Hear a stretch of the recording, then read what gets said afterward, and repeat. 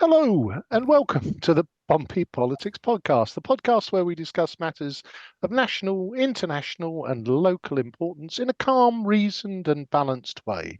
And it appears this evening's motive is to get everything in different orders. So hopefully we'll try and bring some order to the chaos. I am Ian Tiny Morris. And I'm Simon Sainsbury, and apologies for the delay with us going live. So it's like technical issue. We're having our run of them. It's just nature's way of telling us that it's too bloody hot. So what are we doing today, Ian? Well, we're focusing in on Portsmouth today, as our name suggests. Occasionally, after strolling round various topics, we've come back to a local issue, and we are delighted to be joined this evening by Jason Fazackerley, the recently ex-Lord Mayor of Portsmouth. Welcome, Jason. Good evening to you both. Thanks very much. Thank you. Marvellous. Thank you for joining us. You're welcome. So, perfect. So, you've just obviously had a year dashing about, being the Lord Mayor of Portsmouth. Can you give us an insight into your political journey and how did you come to hold such high office, Jason? Which time? It's the second time that I've undertaken the role. Last time was 20 years ago. Oh, wow. I'm not sure I'm going to make another 20, but I'll try and hang in there. No, it comes around. As you're probably aware, there are 42 councillors. So out of that 42, one is selected to undertake the Lord Mayor role during the course of a year. It's only a year, so it goes relatively quickly. So I guess my time had come round again, and I put myself forward for it. To be fair, last time I only did 11 months because we had a Euro election back in 2005, I believe. So I thought I'd try and do a full year. Plus, I think when you take the role on the first time, it takes you a while to understand the role properly, what you can do with it, and by which time you're already looking over your shoulder because you're halfway through the year. So I think it's nice to go back and do it again and sort of know what I'm going into. You kind of need a practice run then. Well, each person's to themselves. I mean, I felt it was beneficial to me to do it. I'd like to have done it again, which obviously I got the chance to do it. So it's easier in some degrees second time round. Okay. And how did Helen end up becoming your Lady Mayoress? You see, well, my other half, my wife, wasn't available to do it. We had, you're probably both familiar, you do a deputy role first of all. It's changed. The first time I did the Lord Mayor role, you did deputy afterwards. But in the 20 years since, it changed, and now you go and do the deputy role first, which is probably more sensible, and then you go on to do the Lord Mayor role. So my wife was unavailable to do the deputy role. So I asked Helen, because Helen is the other half of my best friend outside of politics. I've known him since I was about 18, I think. So we're a bit old in the tooth now, the pair of us. But I asked, would Helen like to do it? So obviously she did, because she became Lady Mayoress. And that's how it happened. So, but I did have my other half, my wife, as consort, and Helen's other half was also consort. So we had a Lord Mayor, a Lady Mayoress, and two consorts. Lovely. Well, that kind of brings us swiftly into our next question, which was, it seems that the kind of the regular theme is that there's a presumption that there's a mayor and there's a Lady Mayoress, whether they're whether it's husband and wife, or whether they're friends, or whether they're in a relationship, or whatever, how that works with various different people. We've seen it kind of in different situations and arrangements. Is there any feeling that that's kind of outdated at all in a setup, or could you ever see that arrangement changing at all, do you think? Well, I think it was certainly traditional. In fact, probably it was impossible in the past for women actually to become councillors at one point. Certainly, I don't think we had any Lady Mayoresses until I think either the late 60s or 70s. I should know this, but it was very late in the day. So it was traditionally very much a male-filled role. The sort of images of crusty old councillors, you know, before you went to the coffin, you went to the Lord Mayor's chair, probably had a certain degree of truth about it. But times have changed. I think when I first became a councillor 30 years ago, crikey, 30 years ago, we were still, you know, you'd go into a council meeting, you'd have to wait for the Lord Mayor. If it's a hot day, for example, speaking of today, gentlemen, you can undo your top button. Now, today's councils go in with jeans and trainers, so it has changed a lot in those 30 years. But now I think it's quite commonplace. We've had many female Lady Mayoresses over the years, many female Lord Mayors over the years. So we've had same-sex partnerships. So sort of time has caught up, and now I think there is no discretion. There's no hold back to who can do it and who they can share it with. And if you look at the current Lord Mayor, Gerald, I think he has 3 Lady Mayoresses now, I believe. Crikey, that's greedy. Well, I mean, yeah, I don't know how that quite evolved, but I mean, it's allowable to do it. I mean, sadly for Gerald, his husband died last year, so otherwise, I'm sure he would have been his sort of. If you have a lady Lord Mayor, then if it's their husband, they're normally called a consort. All right. Whereas obviously, if you're a male and you have a Lady Mayoress, she is called a Lady Mayoress. So it's a bit sort of dated in that way. But yeah, but anyone, it's open to anyone now. Okay. Perfect. Now, earlier this year, we covered that the election of the deputy, the mayor and the deputy mayor, was sort of tinged with political controversy. How did you see that episode? And you know, should the mayoral role be apolitical, do you think? I don't think it was the mayoral that was political. It was the deputy. You're right. Yeah, sorry. No, well, even that, it wasn't the role that was political. I think it was a decision by a group, as they're entitled to do. They decided to make a decision. We've obviously, I think you've done this show already, but they took the decision that they didn't want to attend mayor making on stage. So they didn't. That's up to them as a group if they took that decision. Again, individual councillors can take that decision if they wish. It's very unusual for that ever to happen, and it's very unusual for whoever's been nominated as Lord Mayor then to be hoofed out on the stage. I think I've only seen that happen once. I've seen a couple of Lord Mayors lose an election, so we have to put somebody else in place. But in general, if you're nominated, then when it comes to the endorsement, in effect, official decision on stage on mayor making itself, you rarely get any dispute to that, and you'll see that the groups stand up on block, and it tends to go through. Yeah, I mean, the Lord Mayor role it's not binding that it's non-political, but it's kind of traditional and the accepted norm that it's a non-political role. So I adopted that this year, last year rather, in that I didn't vote in the council chamber at all. If there had been a situation where it was a tied vote, then as Lord Mayor, yes, I've had to have voted. As a Lib Dem, you could probably say it was easy for me not to vote. You know, I didn't have to make a decision. But yeah, it was but each Lord Mayor is different, and I've seen Lord Mayors in the past that have voted. So you are not barred from voting, but it comes down to your conscience, your own feeling of how much you want to maintain the tradition of the role, which I decided to do this year. So yes, I didn't vote on it because I think it's important that you are aloof from it to some degree. Probably one of the most challenging aspects of being Lord Mayor is actually is chairing full council meetings. That's the real only political part that you do. You're with all your other 41 colleagues, and you're stuck in that chair.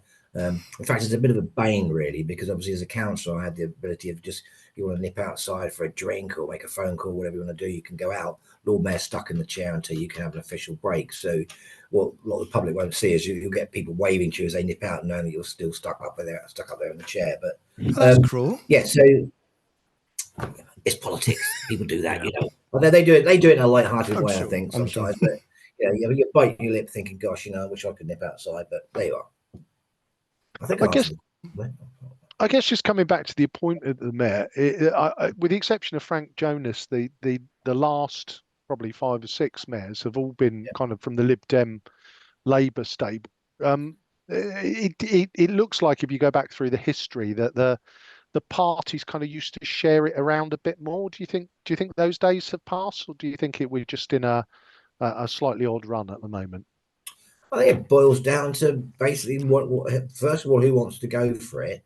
And I know that I guess you're referring to the fact that we've had a candidate, Councillor Russell Simpson, who stood for about the last 2 or 3 times, I believe, Mm. but hasn't won because it's been contested. I've seen some Lord Mayors just simply be either re-elected, like Elaine Baker one year, nobody wanted to do it, so she did a second term. Other times there's only been one candidate. So not everybody wants to do the role. It's Yeah. quite demanding. So it's not for everyone. So out of the 42, you're not going to get 42 of them saying they want to do it. So Yeah. it's how each group decides if they've got nominations within them. There aren't that But many no, there is no Tories left set. to choose from, are there? If you were going to share it out amongst them, No, there are only 4 left, but they're quite entitled to put one of themselves course, forward if yeah. they wish to. But it's. I mean, there is no set rule. There's nothing to say you need to have Liberal year, Labour next year, Conservative next year. That's never been the case. And if you think back, I mean, if you think back probably to the 50s, 60s, it was virtually Conservative all the way through. So, but that's because they had a majority on the council. And again, when Labour came in, I came in '95, and we had actually we were getting rid of, I think Alan Bennett was coming out of office, so that was a Labour chap, and then you had Malcolm Tudor coming in, so there was some change. But then we had a flurry of Labour Lord Mayors, then we had a flurry of Lib Dem Lord Mayors, then Frank sort of crept into the equation. But as the biggest group, I guess the Lib Dems have got more weight, if I can call it that, if they have one of their members that wants to go forward and do it. It's not quite the papal enclave where you have people disappearing into rooms saying, "You vote for our candidate, vote for yours." White smoke It over the just, Guildhall. no, it isn't. But there may be some deals done. I don't know. It depends how it goes.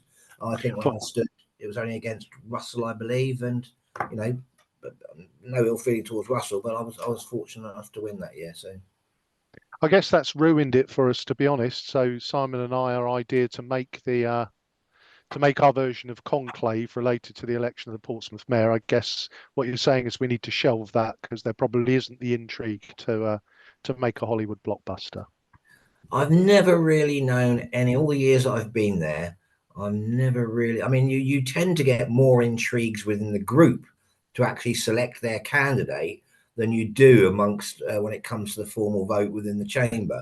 You may get some discussions beforehand between the group saying we've got this candidate, we've got another one. But normally, my experience has been that the sort of, I'm not sure skullduggery is the right word, but the kind of the machinations to try and sort of get yourself elected from amongst your group is probably, that's where more of it lays than it does within the actual wider chamber.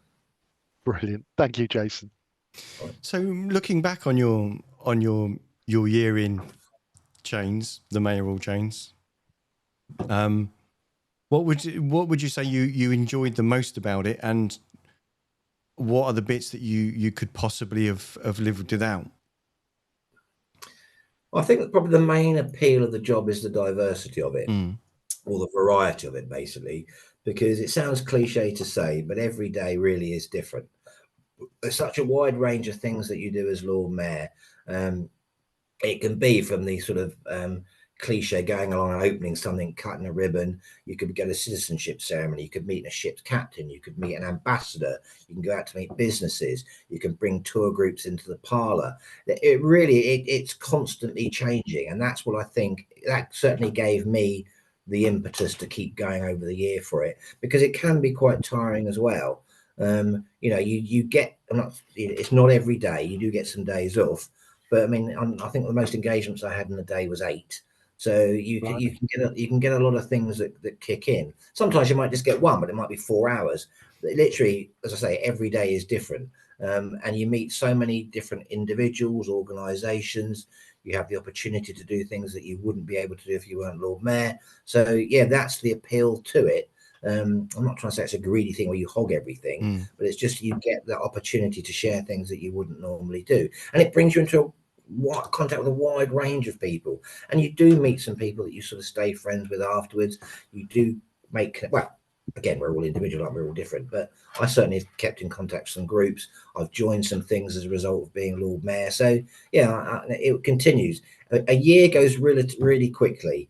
Certainly when you get to my age, you get older, it goes quickly. I'm conscious of the Reaper looking over my shoulder all the time, but yeah, it kind of whistles through. So, but that's it. That's the aspect of it I liked.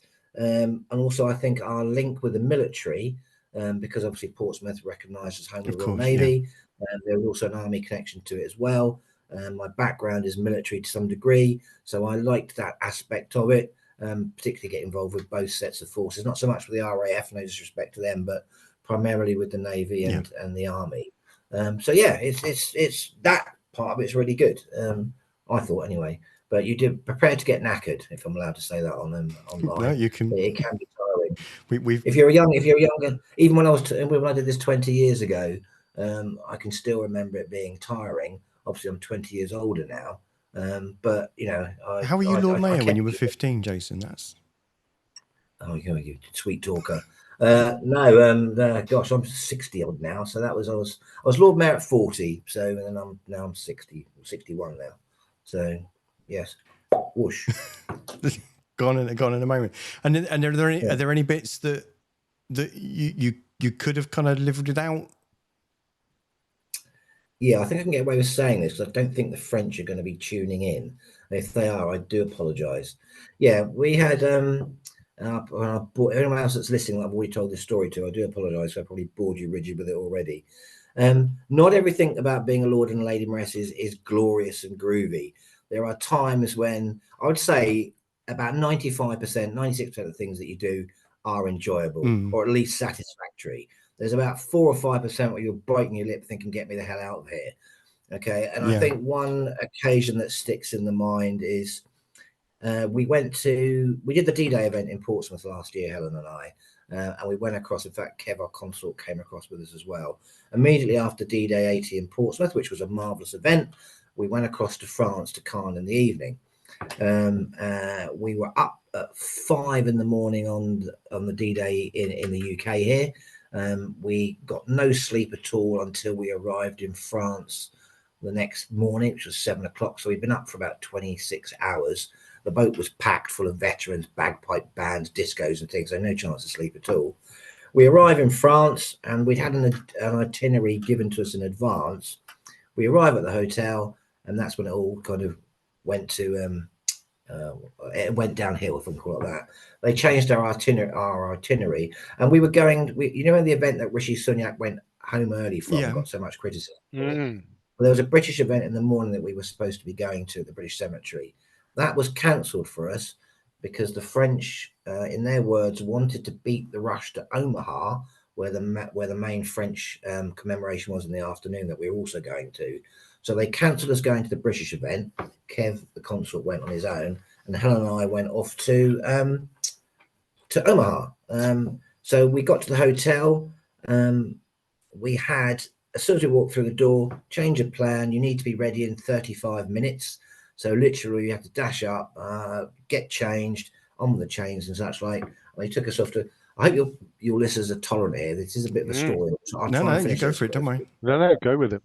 So stick with me. Up for 26 hours, get to the hotel, literally rush off and change. They put us onto a minibus and took us to, if anyone here has been to Caen, lovely city, on the outskirts, they have a huge transport hub. And in this massive, great transport hub where all their coaches and buses are, and the French security was a heck of a lot stricter than it was in the UK. Their roads were closed off, they had gendarmes all over the place. So we get to this transport hub for around about 9 o'clock. Bearing in mind the Omaha event was in the afternoon. So we then wait in this transport hub for 2 hours, standing around, waiting, nothing happening, just milling around with just masses of people walking around us. It gets to about 10 past 11. And our sort of French hostess came over and said to us, "Oh, we'll try and get you onto a coach now." We're thinking, beat the rush. We've been here 2 hours already. So they take us to another room where we stand next to more people. There's still no coach. Eventually, and bearing in mind it was a very hot day that day, I'm in a suit with chains. Helen's dressed up. We eventually put us onto a coach, I think somewhere around about 11:30. The coach then waits in the sun with no air conditioning on. We're melting through the window. The Lady Mayoress thought she was going to faint before it actually starts up. So you can imagine it's really uncomfortable. It then took about an hour to get from Cairn to Omaha Beach, where we were in a huge cavalcade of coaches going through. You still with me, guys? Here? Oh yeah, Yeah, yeah. yeah. No, keep We're, going. We're living it. We're living our it. eyes and ears Yeah, are peeled. well, We're yes. still here after the 26 hours, the melting on the bus, the hurry up and the wait. Well, We're there. we're only part way there so far. So we arrive at Omaha Beach. Okay, they disgorge us from the coach. Lots of us, and there were about 20 coaches, I think, that were the. Oh, sorry, we're on a week off a minibus coach. That's right. So there's a huge, about 20 odd coaches with the gendarmes. Roads closed off, etc. When we got to Omaha Beach, imagine if you've not been to Cairn, imagine like South Sea seafront. So you're out there standing in the sun, and the venue's not open. It's not ready yet. Okay, so we are kept on the beach where they give us our rations for the day, which were a small bottle of water about the size of this here, which are, one of those, and half a baguette. That was it. You couldn't buy any food anywhere. You couldn't buy any more water anywhere because there were no vendors. It was all closed off for security. So most people necked their drink in about 5 minutes, and we waited on the beach for about 45 minutes till they let us into the venue. So we all go into the venue and think at last. Sadly, when we get in, we find out it doesn't start for another 3 hours. So we were stuck inside, not being able to get any more drink. There was none available, as in drink, as in water, not as in beer. And the seats, now I'm clearly not a thin fellow, okay, but I'm not that huge. The seats that they set for the venue were like child seats. They're about half the size of my backside, and they were stacked up. So they put us in. We were with some Americans and some Germans that were with the delegation from Cairn. Put us into the seats, and we sat there. And literally, and it's fortunate that the chap wasn't a big chap. In front of me was a man. I must have kneed him in the head about 2 or 3 times because our knees were literally so close to his head. So we decided to get up, walk around, because there was nothing to do. We could go outside, but all you could do was go outside. You couldn't buy anything, and just literally stretch our legs rather than avoid getting a blood clot for 3 hours. The best thing about doing that was we got to meet the French Foreign Legion band. So we spoke to them for a while. Then it was back into the seats, and it eventually starts somewhere. Well, around about, I think it was about 4:30. The screens came on. So there's a great big screen outside, inside this sort of venue they've made. We think at last it started. Nope. Onto the screen comes President Macron on a red carpet, where he then individually welcomed in 15 heads of state. Now, I'm not sure if you'd recognize the Prime Minister of Greece or the President of Denmark, whoever they were.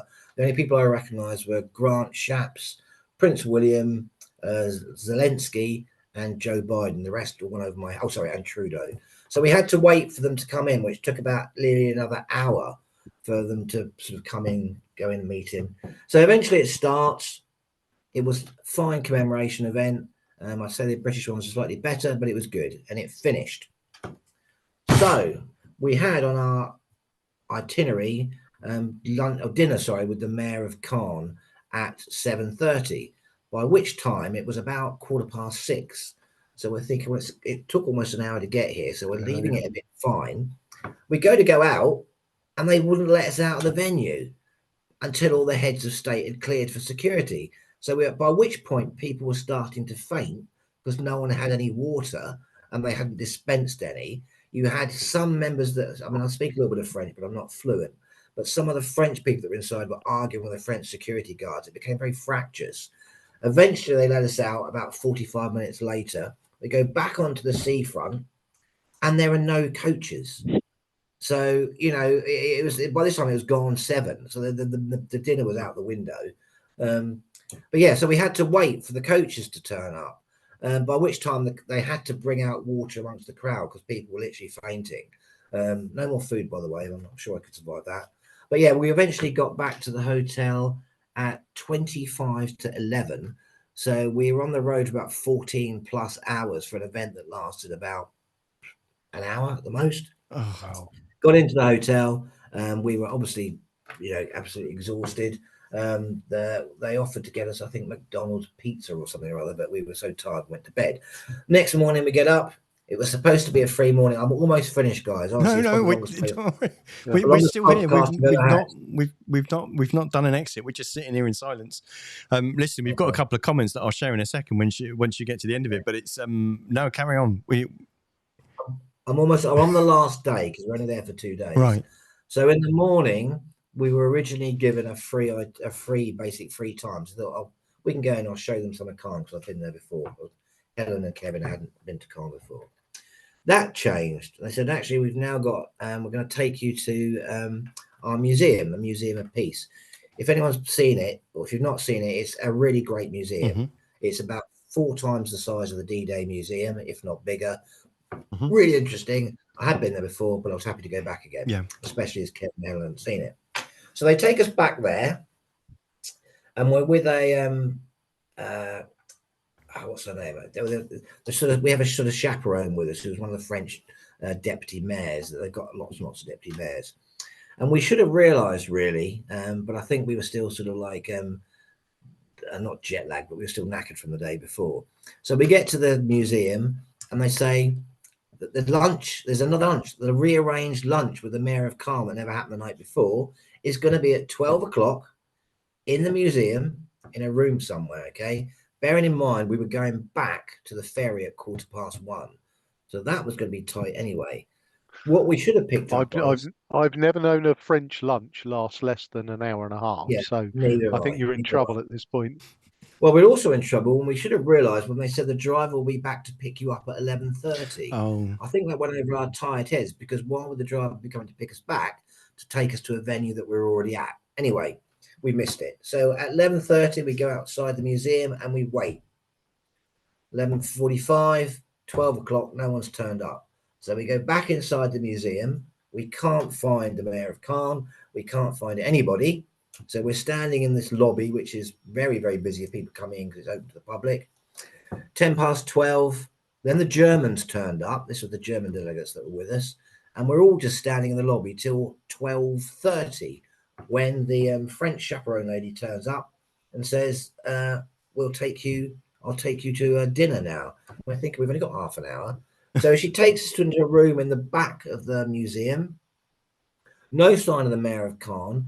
It's full of Canadian military officers. And we're thinking, what's the link here? So they said, right, you're on, and there were about 15 large tables in this room, round tables. You're on table 10, she said. So Helen, me and Kevin go off to table 10. There's nobody else on it. There's very few people in the room apart from Canadian military officers. There's no explanation. And by which time it's now about 22, 1:15. So we're thinking we're going to make a diplomatic incident here. If they start the dinner and we walk out, well, they start the speeches, it's not particularly good on us. And plus, you're supposed to do a gift exchange that we're taking with us. So we go back. I'm almost finished, guys. I'm almost finished. So we go back to see the French chaperone and say, look, it's 12:45. It's your own itinerary. We're being picked up at 1:15 to go back to the ferry. We're never going to get a dinner at this time. In fact, there was no sign of any dinner anyway. So she said, well, let me take you to see General, whoever it was. I have no idea the guy was. Never seen him before. Probably never see him again. So they take us to see General, whoever he is. And he says, well, can you wait till the speeches start? I thought, well, no, absolutely no way. God knows when that is anyway. And secondly, it'd be even worse if you walk out during that. So in the end, we dumped our gifts on the floor, not rudely, but placed them on the floor and said, look, we're really sorry. We're going to have to go. So we walked out. And as we walked out, more Canadian military officers were coming in. What that was all about, I've no idea. So it was really disorganized. We didn't eat much food. We didn't get much sleep. And it was an experience. So you did ask me for one that's well, yeah, we didn't expect it to be the whole box set. I mean, bloody hell, that was. Did you get any food at any point? Did you at least get something to eat on the way back?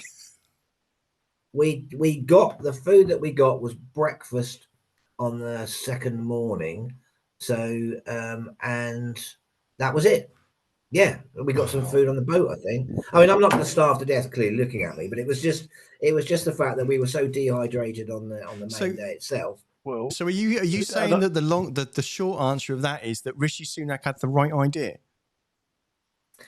I can't speak for him. I don't know what he got, but did he get possibly foreknowledge of that? This is how badly catered, quite literally, Well, I it was. suspect Richie would have probably been looked after better than us, to be honest. Yeah. But I mean, I've got some sympathy for Calm because it was a national organised French event, but it just seemed so chaotic, and it was so because of the tight security to it. But literally, to have people fainting in the crowd because there was no water for them, you couldn't buy anywhere. So that's really the reason they obviously must have bought emergency supplies from somewhere. But yeah, I mean, one tiny little bottle of water to last a day in a really hot day. I mean, it's somewhat of an immersive experience, but while you pause for breath and get a bit of have a bit of lubrication there, let me just quickly share some of the comments that we've had. So we've had Raymond Dent saying that you're both fantastic. We've had Scott Pater Harris saying great work, Jason. Always been a big fan. And he also said. Probably can't read that off the screen, but he said it's also a very intensive role. So those in full-time employment aren't always suited for it. So sometimes the choice can be limited. But those who do it make exceptional sacrifices of their own personal nature. I think that's a fair point that's quite overlooked. Would you say, or is that your experience? Me, yes. It is. I mean, when I did the role the first time, I worked for the civil service, so it was slightly difficult. It was relatively straightforward to get time off. This is the time around that I've done it. I'm part-time, but I work part-time in retail. Of glorious Asda is my part-time employment, and again, I worked the role around it. So lots of the time I went to work early. I 5:30, 6 o'clock, and then I'd finish at say 8 or 9 and get picked up for Lord Mayor things or in the afternoon, whatever. So I was able to sort of do my role around it. But it's horses for courses, and as Scott says there, I mean, it's not suitable for everyone because they may have childcare commitments, they may have a full-time job where their employer's not so lenient. It's that's why not everybody wants to do the role in the way not everyone applies for it. No, perfect. So, Jason, much of the role appears quite performative in terms of sort of hosting dignitaries. Obviously, I'm sure you did it much better than the French did. What benefits do you think the mayoral role brings to the city of Portsmouth? Well, as you know, I mean, I think we may touch on this later. There is a difference between, because people sometimes get confused. The Lord Mayor role it's not a political role per se. So it's not like a Sadiq Khan role, an Andy Burnham role, whatever. There is no political power to it. It's actually bluff in a way. Nobody really knows what the Lord Mayor does. So one of the things I picked up doing it the first time round, I thought might be useful second time round, was if you pick the phone up and on the other end of the phone, someone says, "Hi, it's the Lord Mayor here." They tend to be sort of a bit more reciprocal. They react to you. So you sort of bluff your way sometimes. You really have no power. The power lies across the road in the civic offices, the leader of the council, the cabinet, and such like. So it's a ceremonial role, and I think there are 30 of us across the UK. We were the only Lord Mayor role in Hampshire until 3 years ago was in Portsmouth. Now Southampton have got it too. Closest before that were London and Plymouth. So, but people tend to like the role. Now, again, each Lord Mayor, it's up to them how they take the role on. If you saw me, I was waddling around in the robe quite a lot because people tend to, it stands out to them. They give that sort of ceremonial aspect and that pomp aspect to it. And the amount of people that want to sort of have a selfie taken or have a photo taken, it's the chain really. Whoever's underneath it can obviously change each year as they do. And as soon as you're out of office as Lord Mayor, you're yesterday's chip paper. But when you're in office and you've got the chain, you've got the robes on, people tend to like it. You're not the politician that gets shouted at in the street that you would do if you weren't wearing the robe, for example, or the chain. The only time I was shouted at in the street was along Southsea seafront due to the way that the MOD organised the D-Day 80 commemorations last year. We got some jip from some veterans for that, but it wasn't the council that organised that. That was the MOD. But yeah, it's people like having a Lord Mayor come along, whether it's an old chubby like me. There's something about them that they love to share it. If you see it, I guess having had the chance and the privilege to do the role, I've seen it twice. So it's got a cuddly feel about it. People smile when they see you. They like Lord Mayors being there. There's a certain amount of prestige to the role, and you happen to be the lucky person that feels that and gets that prestige for a year. You kind of like the political equivalent of Father Christmas, then, just without the gifts, or actually Kind with the of. gifts. No. That's funny you should mention that, because I did. You have a Lord Mayor's Appeal you've probably heard of, and at Christmas, um, we went around the civic offices. Obviously, we're trying to sell raffle tickets for the Lord Mayor's Appeal, and someone said, "Well, you should just go in the robes because it looks Christmassy." But I got a Father Christmas costume. Okay, in fact, the chauffeur, Heather, the chauffeur, I think it was her father's costume. She lent it to me to wear for the day. Sadly, I thought, okay, I'll pad myself out with a cushion and waddle around the civic offices. Sadly, I got so fat I didn't actually need the cushion. I couldn't get it inside the costume. So I had sort of become Father Christmas in a way, certainly belly wise. But so that's just You were filling into the role. Sadly I did. I put a hell of a lot of weight on, which is why I've been at Slimming World now for the last 5 weeks since I come out of office. Well, I'm confused. And you're talking about kind of all that ceremony and the differences. Does anyone know yet what will change about the role, or if it will still exist once the local government reorganisation and the devolution stuff kind of happens? Is there any whisper as to what might happen in regards to that, or does no one know? Yeah, this is a real unknown factor in so many ways. I don't think any of us know what's going to be the outcome of this devolution. I'm not sure many of us are particularly in favour of it, but being, I guess I'm allowed to be political now, but I'll try and stick to the point. From the Lord Mayor aspect, my understanding is that we will need to bid to keep the role of Lord Mayor. Now, you've currently got 15 local authorities in Hampshire. You've got the unitaries, the Isle of Wight, Portsmouth and Southampton. You have the county council. Everyone else underneath that, i.e. your Farehams, your Gosports, your Havants, your Eastleys, they're borough councils. Sorry if I'm teaching you to suck eggs here. No, it's fine. The proposals which are not in place, there's talk about merging us with Gosport, Fareham and Havant and Portsmouth in some kind of super council. Now, I use the word super, not in super how wonderful, but super as in super size. Yeah. So the sad thing, I think, for the likes of Gosport, Fareham and Havant is their mayors will go.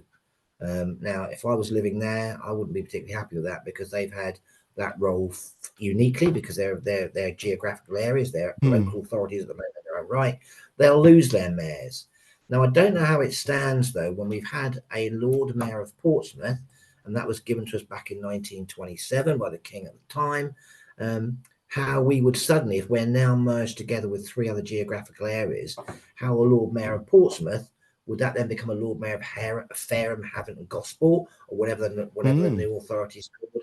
We don't know. There's no answer to that yet. I think we've asked lots of questions to central government, and very few replies have come back. But certainly there, you risk, if I'm not sure if risk is the right word, but if you're disgruntled of Fareham, or you're disgruntled of Gosport, or disgruntled of Havant, you could probably, there's a chance they might try and create a town council to then get themselves a mayor back. So you'll be stripping away one level of bureaucracy, and then bringing another one back into it. Yeah, it's such an we just don't know the answers to so many of these things. But I think that may happen. But of course, they're talking about we'd get an elected mayor as well. Yes, and I touched on that earlier. So your Sadiq Khan, so I keep mentioning him all the time. That's, most people know him, or your Andy Burnham. So it's a political mayor. But I don't know what happens to the leaders of the councils. I don't know. So you're going to have a Lord Mayor, presumably, an elected mayor, which is a political mayor, the leaders of the councils. I don't know. I think we've got until the 25th or the 26th of September to have all 15 local authorities have agreed a sort of mutual way forward. A ridiculously short amount of time. Something like this, of this scale, would take probably about 5 or 6 years to plan, and this government's rushing it through literally in a blink of that.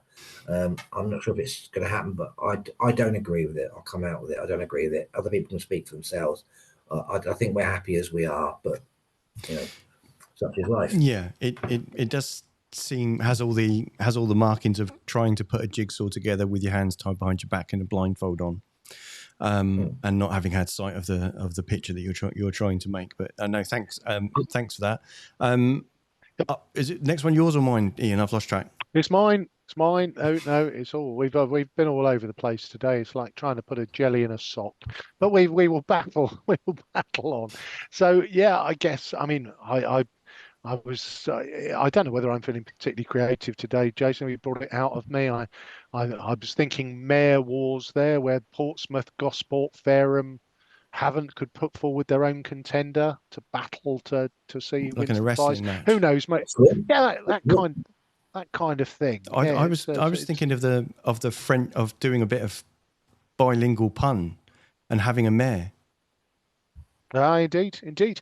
So I guess having had your year second time round, Yep. I guess couple of questions just to finish is obviously what advice would you give to someone who's thinking about standing for Lord Mayor?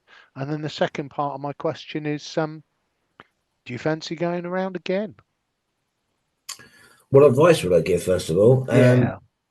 I'd say buy a new waistcoat, a new shirts, and new jackets.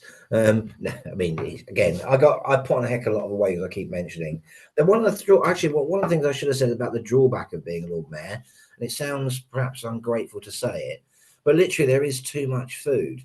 You go to so many events, and people are normally quite generous and quite sort of nice towards you, but it gets to a stage where you don't want any more food.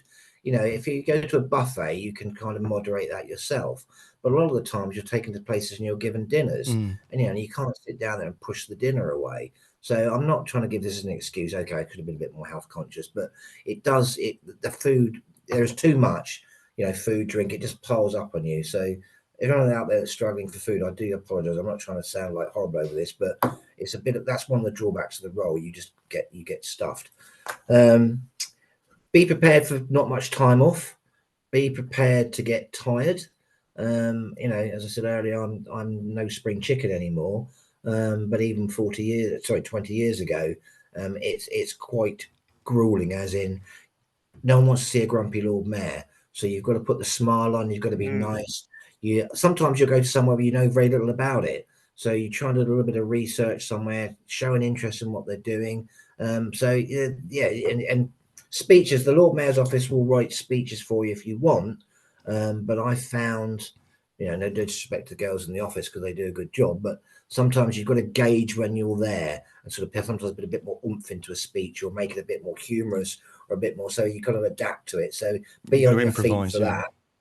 Yeah, and be prepared for it to go remarkably quickly and go from having a literally really packed diary to when it comes to the day of mayor making, you're out of office, your diary evaporates, you are, as I touched on earlier, yesterday's chip paper, and you look back and think, wow, well, that was a whistle-stop journey. It's now gone, and I'm back to being a rank-and-file councillor again. So you go to meeting so many people, doing so much, but don't let it go to your head. That's what I'd say. I've seen Lord Mayors in the past and Lady Mayoresses where, they believe they're royalty. You're filling the chain for a year. You're giving it to someone else to do. There've been plenty of Lord Mayors before you.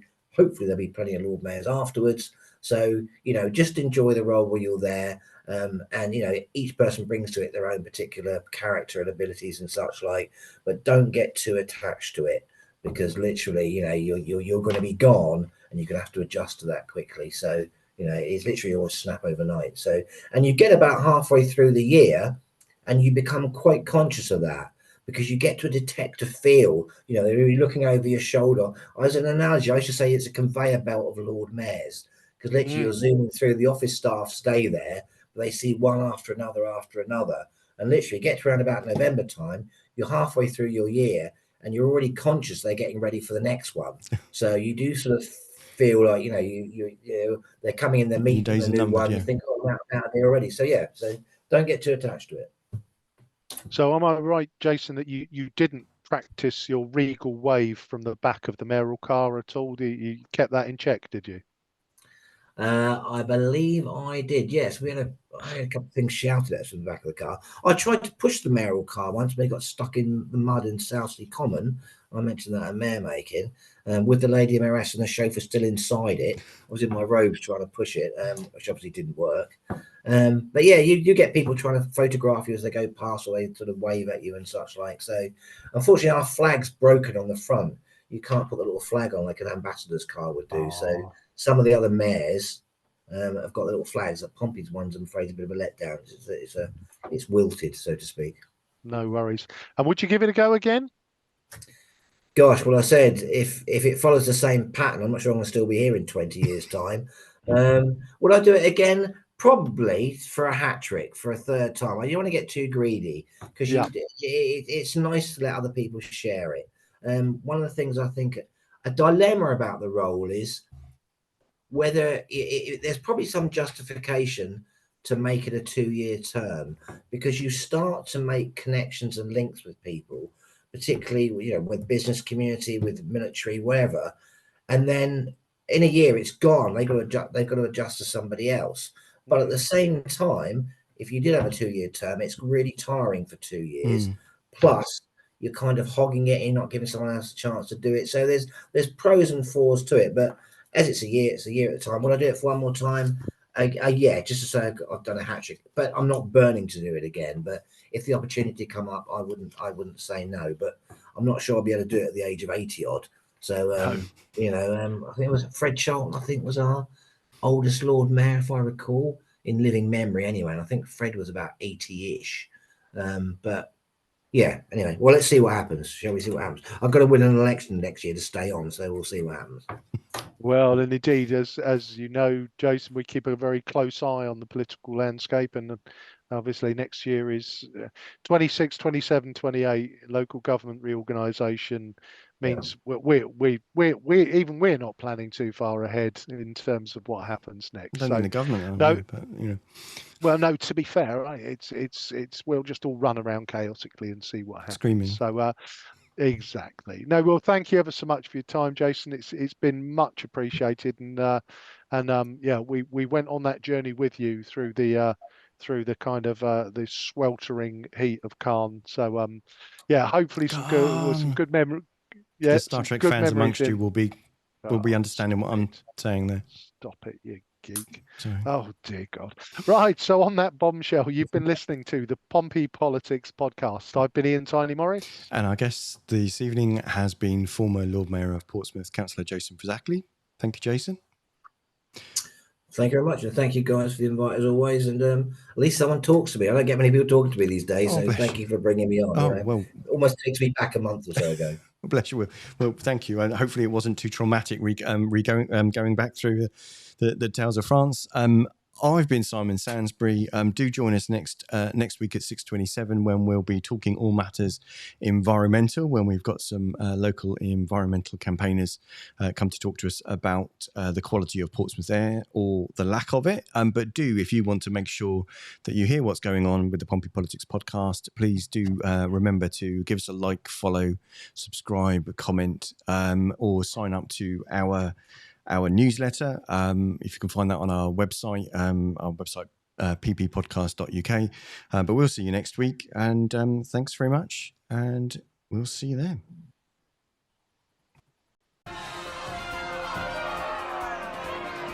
Don't forget to like, follow and comment on Facebook, or comment and subscribe on YouTube. Find us on all the social media platforms: Facebook, X, YouTube, Threads, LinkedIn.